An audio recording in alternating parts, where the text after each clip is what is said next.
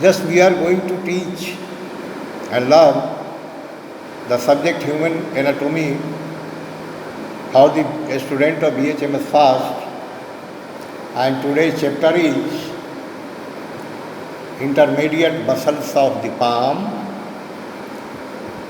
its origin, insertion, nerve supply and action. अभी अभी हम लोग BHMS फर्स्ट के स्टूडेंट के लिए ह्यूमन एनाटॉमी सब्जेक्ट पढ़ने जा रहे हैं। आज का जो चैप्टर है वो मसल्स ऑफ द पाम, इसका ओरिजिन, इंजर्शन, नर्व सप्लाई और एक्शन, इस पर हम लोग विस्तृत जानकारी प्राप्त करने जा रहे हैं। इसका जो मसल्स होता है, दीज आर टू टाइप्स, लम्ब्रिकल्स पहला, दूसरा इंट्रोसी मसल्स। तो इसका मसल दो तरह का होता है, लम्ब्रिकल्स होता है, इंट्रोसी मसल्स होता है। नाउ लम्ब्रिकल्स मसल्स क्या है? These are four cylinder rounded muscles. ये चार cylinder rounded muscles होता है, which pass from front to the back of the palm. वो फ्रंट से लेके बैक तक पाम के पास करता है। इसका ओरिजिन, जो उद्गम स्टार्ट जगह है, ओरिजिन मतलब उद्गम जहाँ से शुरुआत हुआ, it arises from the tendons of the flexor digitorum profundus in the palm. The first and second arise from lateral margins, the tendons for index and middle fingers respectively, है ना, मिडिल फिंगर्स तक। The third rises from margins of the tendons, और तीसरा जो है tendons के margin से इसका शुरुआत होता है, for the middle and ring finger, middle और रिंग फिंगर के लिए, and the fourth from adjacent margins for ring and little finger, ring and little finger. Insertion, ये जाके इंसर्ट कहाँ करता है, घुसता कहाँ है? It is inserted into tendinous expansion of extensor digitorum with the lateral margin. Nerve supply इसका क्या है, कहाँ है? By the median and deep branch of ulnar nerve. Median माने बीच वाला, और deep branch of the ulnar nerve. C8T1, इसका action, पहला एक्शन है, it flexes the proximal part of the flanges. ये फ्लेंजेस का जो प्रॉक्सिमल पार्ट है उस पर it extend the intermediate and terminal flanges, और ये एक्सटेंड करता है कहाँ तक? इंटरमीडिएट और टर्मिनल फ्लेंजेस तक। Intercostal muscles, intercostal muscles, these are placed between metacarpal bones and are divided into dorsal and palmar group. ये कहाँ कहाँ है? तो बिटवीन है metacarpal bones and are divided into dorsal and palmar groups. पहला है interossei dorsalis, these are 4 in number. ये कितने नंबर में? 4 है नंबर में।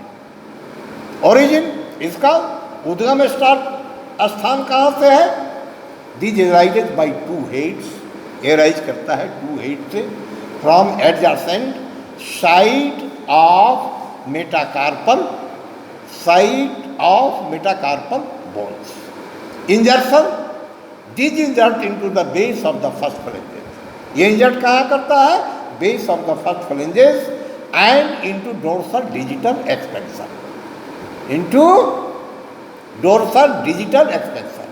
Nerve supply, these are supplied by deep branch of ulnar nerve C and T1. Action, these abduct the finger from middle line of hand.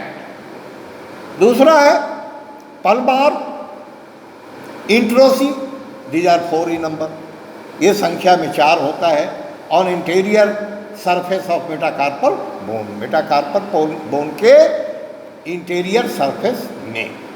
Origin इसका कहाँ से?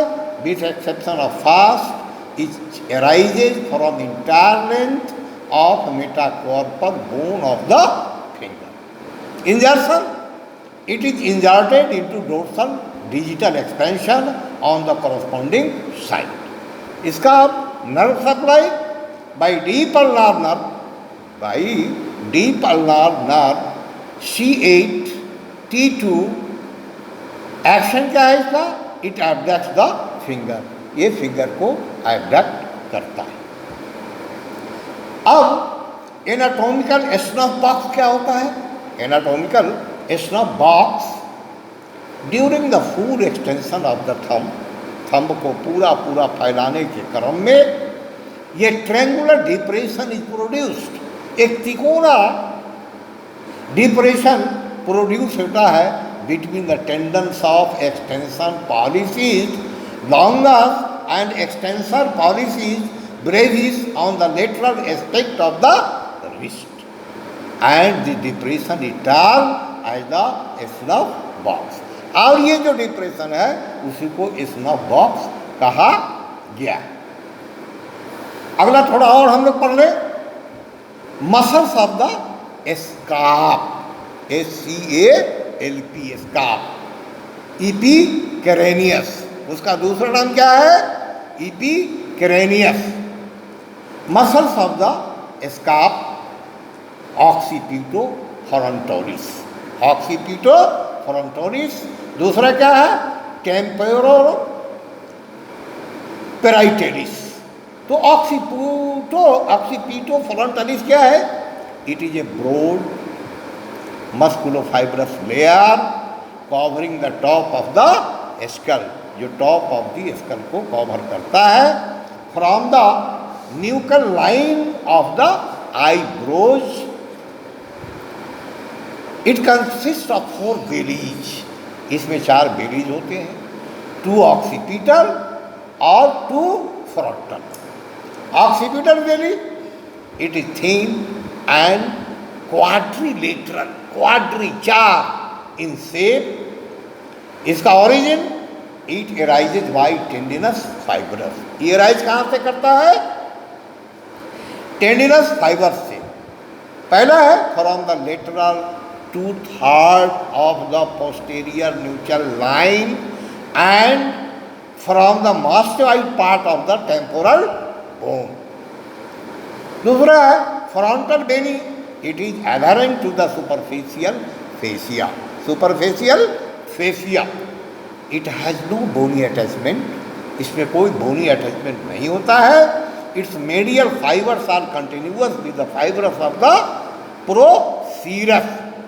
The intermediate fibers blend with the corrugator supercilii and orbicularis oculi, and the lateral fibers are also blended with the orbicularis oculi over the zygomatic process of the frontal bone. Insertion, both bellies end in the galea aponeurotica. Nerve supply, the occipital belly is supplied by the posterior articular branch and the frontal belly of the temporal branches of the facial nerve. इसका action, the occipital belly draw the scalp backward, जो स्काप को backward की तरफ ले जाता है। the frontal belly raise the eyebrow and wrinkle transversally the skin of the forehead. तो अभी हमारा ये स्काप पर जो हमारा टीचिंग अध्ययन चल रहा है, ठीक है। फिर अगला है हमारा, अगला जो पॉइंट है हमारा, उस पर हम लोग गौर करेंगे। तो if both bellies act alternately, अगर दोनों बेली अल्टरनेटली एक्ट करता है, the whole scalp move forward and backward, पूरा स्कार्फ मूव करता है पीछे की ओर और आगे की ओर। Temporo parietalis, temporal parietalis, temporal parietalis ये valuable muscles in the temporal region, बड़ी वैल्यूएबल मसल्स है टेम्पोरल रीजन का। The two muscles of the scalp wise oxy, the two muscles of the scalp जैसे ऑक्सीफ्रंटलिस and temporoparietalis form together the epicranius, which lies just subjacent to the superficial fascia of the scalp. The superficial fascia of the scalp is dense everywhere, हर जगह dense है, except in the temporal regions where it is comparatively looser, जहाँ पर वहाँ आके ये comparatively थोड़ा loose हो जाता है। It binds the skin and the epicranius together, and thus the skin with the epicranius moves as a single unit over the underlying loose cellular layer. Posteriorly, the superficial fascia is continuous with the superficial fascia on the back of the neck. तो अभी हम लोगों ने दो चीज़ पर अध्ययन किया। पहला स्कार्फ मसल्स या epicranius बोलते हैं, और दूसरा हम लोगों ने अभी जाना मसल्स ऑफ द पाम, इसका ओरिजिन, इसका इंजर्शन, इसका नर्व सप्लाई एंड एक्शन। और उसके साथ साथ हम लोग मसल्स ऑफ द पाम का जो एनाटॉमिकल सनअप बॉक्स है उसके बारे में भी हम लोग अभी जानकारी प्राप्त किया। इसी तरह हम लोग बारी बारी से एनाटॉमी का भी अध्ययन करते चले, फिजियोलॉजी का अध्ययन करते चले, फार्मेसी का अध्ययन करते चले। Because the examination is so near, so the all student have to complete his course, just appear in the examination, because the time is not more to appear in the examination. Okay?